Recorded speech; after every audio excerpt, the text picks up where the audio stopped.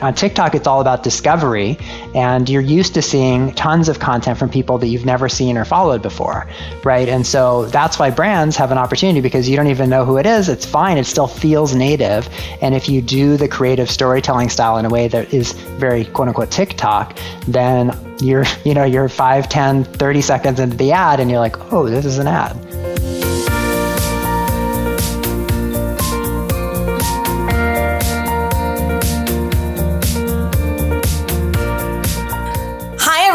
It's Wednesday, March 24th. Thanks for listening to the Behind the Numbers ad platform, an eMarketer podcast made possible by Newstar.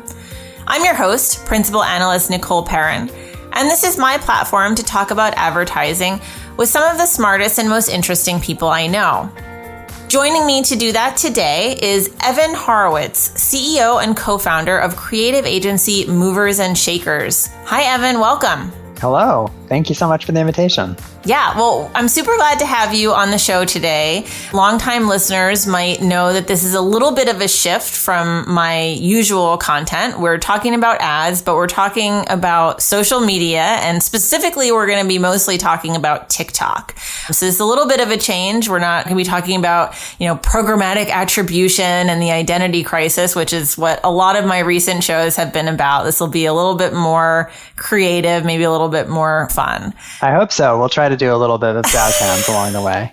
Excellent. So first, Evan, I'd love if you could get us started by talking about what some of marketers' options today are on TikTok. And let's start on the paid media side specifically. What kinds of TikTok ads can you buy, and what are the targeting options like? Sure. The main TikTok ad product is what they call their in-feed ad, which is very similar to a Snap ad or an IG story ad. This is an interstitial ad that comes up between organic content, but also offers the opportunity for click out. And so the vast majority of ads, vast majority, is just in-feed ads that offers the same sort of targeting options that you're used to from Facebook or Google, but much more limited in terms of the amount of, you can't slice and dice nearly as granularly yet on TikTok. But every quarter, they're rolling out new abilities to go more granular, but that's taking time. So you're just understand going in that you won't be able to target as precisely. Okay, that's interesting. Yeah. The other type of ad products are more unusual. So TikTok has some premium in-feed placements. There's the top view takeover, which is the first ad that you see when you open the app. And that's a really powerful placement we've used for a lot of our campaigns. There's a 1 day max. That's the first normal in-feed. So that comes on, I think, in video number 5 or so. And then they have some really unusual ad products, like my favorite, which is the hashtag challenge. These are these massively viral participatory challenges that brands can create. And these are the campaigns that are getting billions of views often or more. And more than just the views, hundreds, thousands, or even hundreds of thousands of UGC videos where the general public is jumping in to create your brand campaign.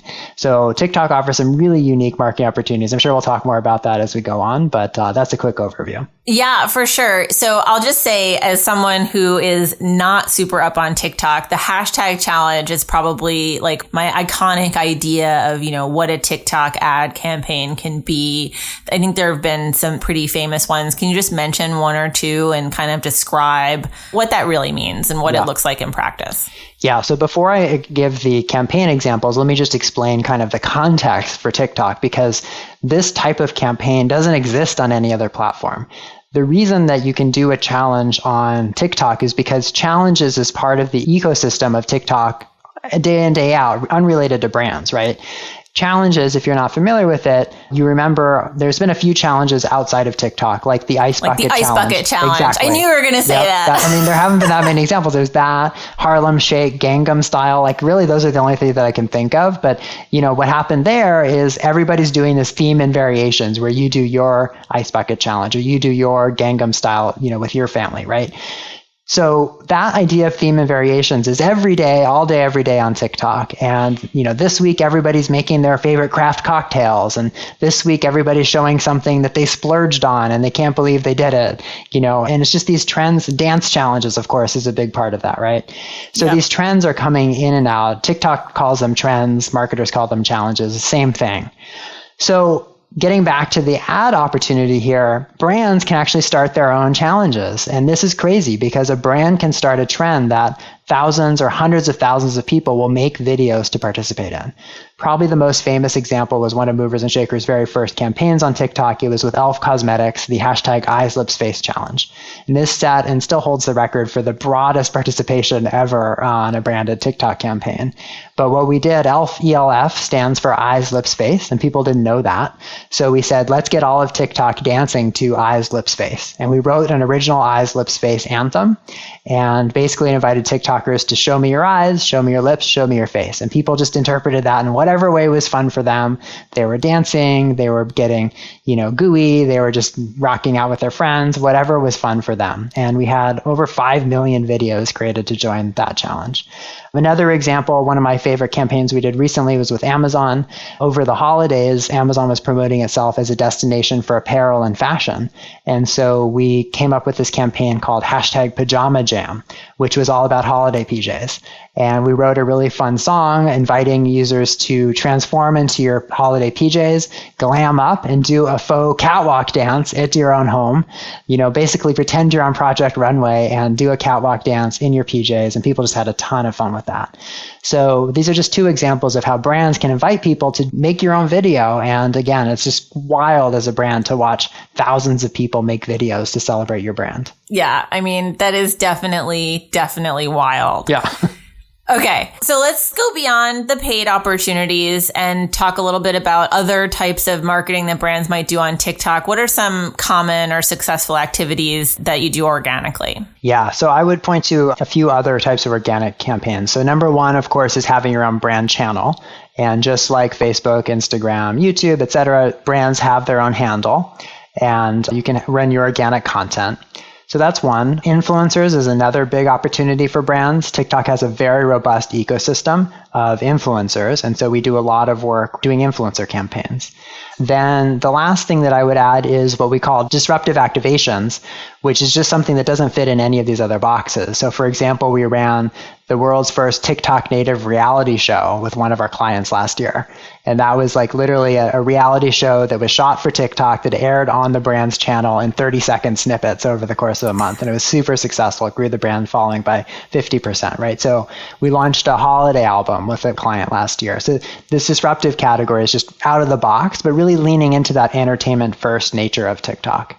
Yeah. I mean, I've been at eMarketer, now Insider Intelligence, since 2008. So I've watched a lot of evolution in social media marketing. And what's kind of come up over and over again from the very beginning, but then like repeated with every new channel that takes off, is that you have to do something that makes sense for that platform. You have to go in the platform, see what users are doing, and figure out, how do I fit into this milieu as it exists? And it's different for everyone. And just so much of what you're saying just really like makes me think of that. It's all about looking at TikTok, figuring out what's going on TikTok, and then how can we actually take part in that in a way that fits. Yeah, 100%. I mean, it's very clear the brands that get that and the brands that don't. And we see a lot of brands, unfortunately, copy paste their Instagram playbook and then enter TikTok, and they're running their best performing Instagram creative. Well, it performed great on Instagram, but it just looks so awkward on TikTok. It just looks very out of place. And so at best, you're just not going to get much click through. But at worst, you're going to look like a brand that really just doesn't get it and is shoving ads into a place where they're not welcome. The opportunity for brands that adopt your advice, Nicole, and they actually do come in with TikTok native creative, is that things don't even feel like an ad. And we were joking before we started recording yeah. Our producer is a TikTok user, and she was saying, I never know their ads. They're great. Which is excellent. That's how it should be. And one reason that TikTok has a leg up over, let's say, Instagram is because you pretty much know who you follow on Instagram, right? So if a video comes up for a brand you don't know, immediately it's an ad, even if the creative feels very Instagram native, right? On TikTok, the whole MO of the ecosystem is different. On TikTok, it's all about discovery, and you're used to seeing tons of content from people that you've never seen or followed before, right? And so that's why brands have an opportunity, because you don't even know who it is. It's fine. It still feels native. And if you do the creative storytelling style in a way that is very quote unquote TikTok, then you're 5, 10, 30 seconds into the ad and you're like, oh, this is an ad.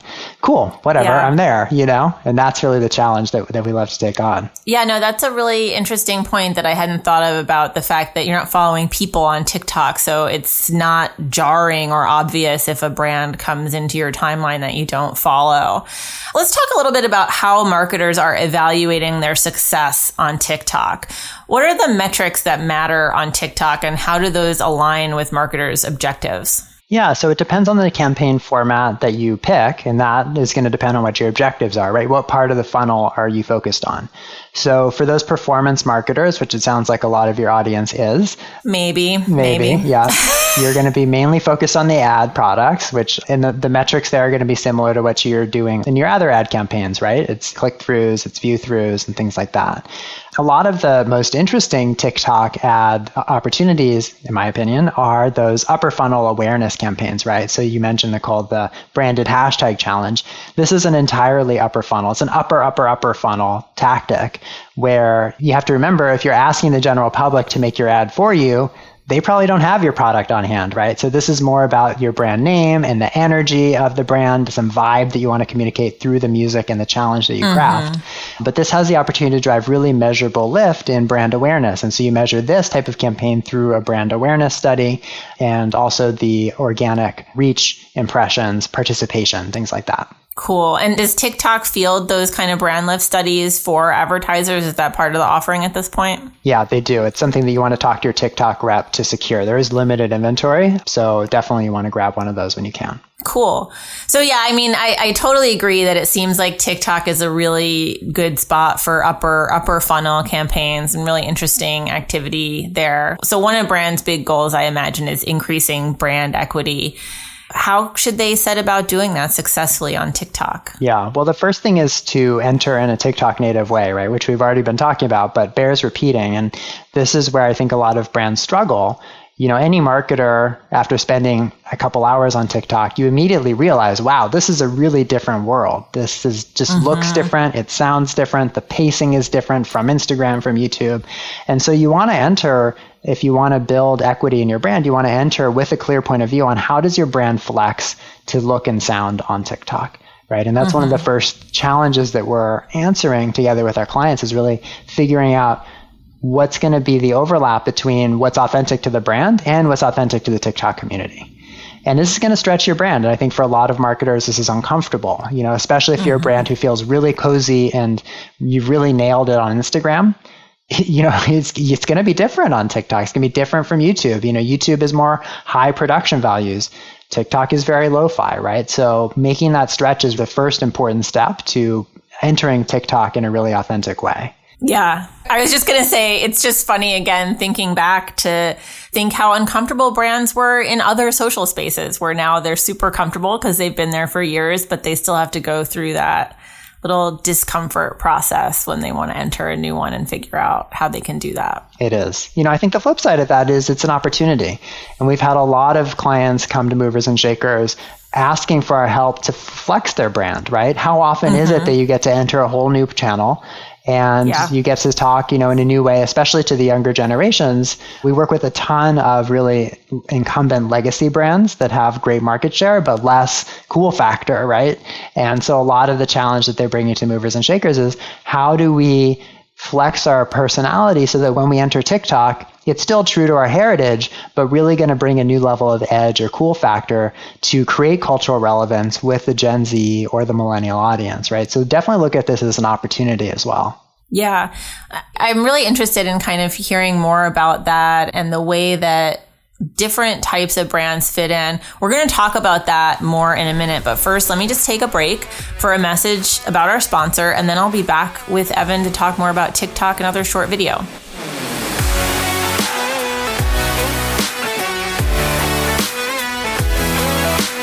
There's so much happening in marketing these days, but let's be honest, a lot of it is hype. Join Allison Dietz and Devin de Blasio, the hosts of No Hype, a podcast about truth, science, and the future of marketing, as they cut through the noise and get to what you really need to know. Please share, subscribe, and enjoy the ride at nohype.newstar. That's nohype.neustar.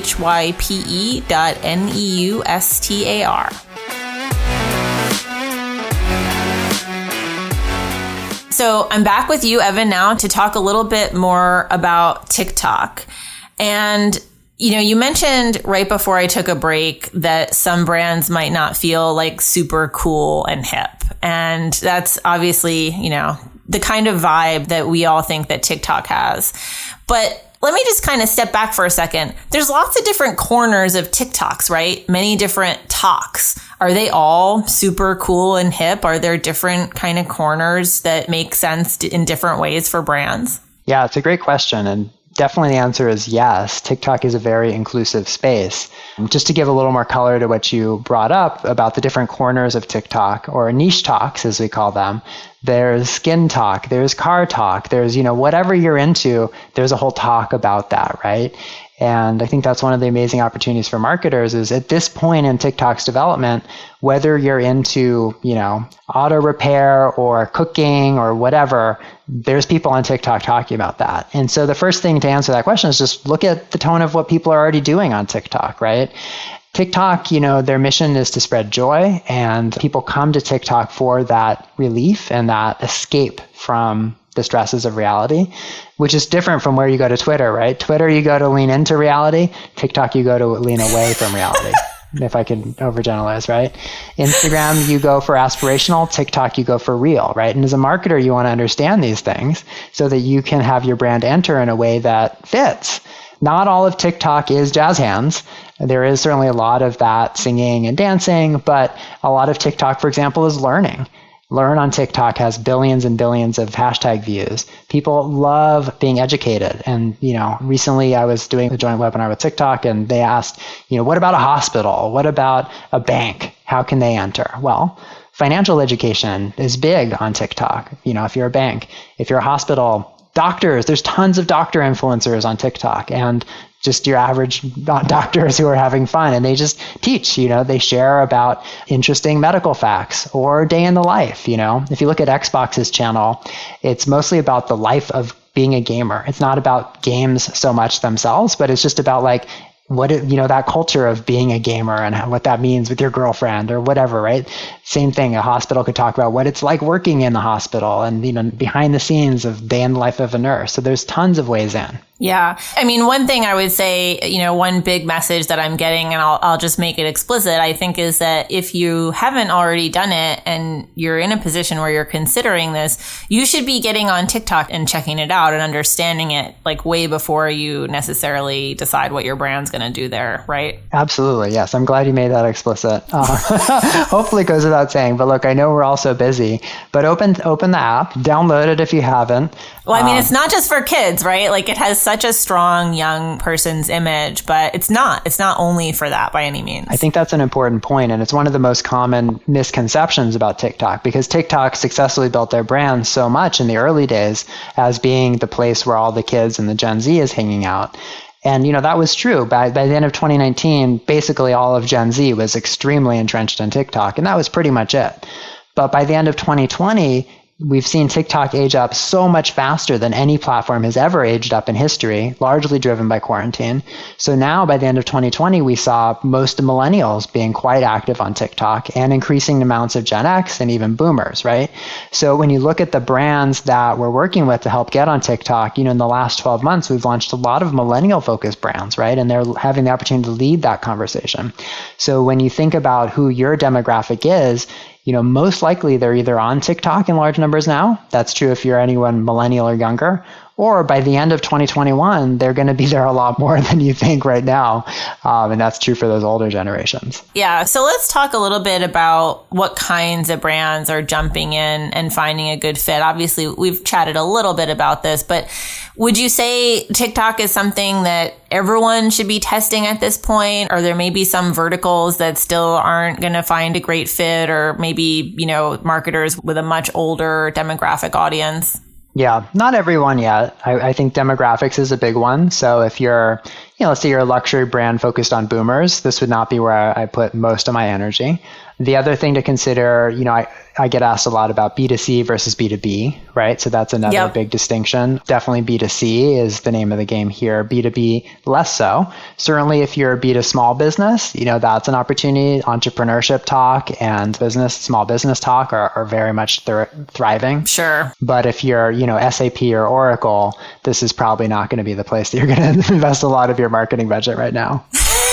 But maybe the B2B is targeting marketers, all of the marketers who are doing their research on TikTok to market there themselves. Well, there are marketing influencers on TikTok, like in the professional marketing space. So there is an opportunity there. They're everywhere. They're among the first movers into all spaces. For sure. Yeah. So let's talk a little bit also about the competitive landscape. TikTok isn't the only short video app out there. There's Triller, there's Instagram Reels. Our principal analyst covering social media, Debbie Williamson, recently put out a report for our clients about the various short video platforms. And there's also new social apps that aren't short video, like Clubhouse, which is kind of its own category at this point. So what do you think among these newer entrants should sort of be most interesting for marketers? It's a great question. And, at Movers and Shakers, we pride ourselves on being on that cutting edge of what's next in digital and social. That's why we were on TikTok 2 years ago when it was super fringe. And I think our client Elf was maybe one of the first dozen brands to enter the platform. So we're always testing those new ones. And I think it depends on where your brand is in the adoption curve. Some brands like Elf, they love to be on that cutting edge. We've already launched Elf on Triller as well, for example, and done many things on Clubhouse. Other brands, they don't want to be the first. They want to wait until it's a little more developed. So that's an important consideration to think is don't be peer pressured into just being on the next platform just because it's new and there's people there. I'm so glad you're saying that. I feel like that's a big thing in our industry is the peer pressure to FOMO. Get on the new platform. Yeah, FOMO indeed. Yeah. Yeah, and I don't think that's not the best approach for everybody, right? So what we try to do is really understand the landscape and where those new movers are, and then when it makes sense for each brand to enter based on your style and your budget too, right? You also have to think about realistically where you're focusing your resources. In terms of direct TikTok competitors, there's a bunch. You mentioned Reels is, Instagram's TikTok competitor. YouTube Shorts just launched in the US now. These are interesting in the sense that they're backed by big platforms that can put a lot of time and money into making them successful eventually. I think the main hurdle that they have to overcome is that people go to those platforms for different things, right? So as we talked about, you go to Instagram because you want that aspirational, you want that aesthetic, right? And then to have this more like lo-fi, more fast-paced stories of Reels, it feels a little out of place in the Instagram experience. And same thing with YouTube. People go to YouTube for long form, meaning, multiple minutes at least, horizontal video, and to have shorts is just a bit different from your normal experience. I think that's one of the hurdles they're going to have to face. I think other competitors that are more similar to TikTok, like Triller, have gotten good footholds with niche audiences, but, can they enter the mainstream? I think TikTok has a pretty good lock on that right now. So we're really more focused on, what are those new different types of formats? I think Clubhouse is really interesting, for example, for that way. But again, it's still very early and not really relevant for most marketers at this point. Yeah, very early on Clubhouse. I don't know. There's a lot of marketers on Clubhouse, so it's relevant to them in some sense. Well, we think of it similar to LinkedIn, you go to LinkedIn to promote both yourself as a professional, your own brand, but also your company's brand, right? So whatever you would put on your company's LinkedIn page, those are interesting things you could talk about on Clubhouse. And honestly, just to be able to put on your LinkedIn that you're doing a Clubhouse has a lot of cachet right now, right? And that's the strategy that we've used with a lot of our clients who are into that sort of thing, but again, it's really where are your priorities. And some of our clients love that B2B marketing. Maybe you're a publicly traded company and you're thinking about your investor relations and your partner relations. For other of our clients, it's really not worth the energy. Yeah. Interesting. Any final thoughts on how marketers should be, considering ways to get involved with newer social platforms this year? Well, the most important thing is to follow your audience, and again, to the point of you don't need to be everywhere. You want to think about where is your core audience or that next audience that you want to engage with. And while at Movers and Shakers, our MO is always to be on the pulse of what's next. It's not just because of what's next sake, right? We're not just trying to be new for new sake, but we want to be able to create cultural relevance for our clients. So where is your audience moving to, and what would be culturally relevant to them? I think that's the question to be asking yourself. I think it's a really great question, just the one about cultural relevance specifically. It's maybe a slightly different approach than marketers may have taken to their campaigns before, but it seems like one that's likely to lead to some good success. Absolutely. Cool. Well, thank you so much for coming on the show today, Evan. That's all that we have time for on today's episode of the Behind the Numbers Ad Platform, an eMarketer podcast made possible by Neustar. Thank you so much for chatting today. My pleasure, Nicole. Thanks for the invitation. Yeah. And thanks to all of you for listening. I will be back next week with the next episode of the Ad Platform. And in the meantime, please continue to let us know what you think at podcast@emarketer.com. Thanks.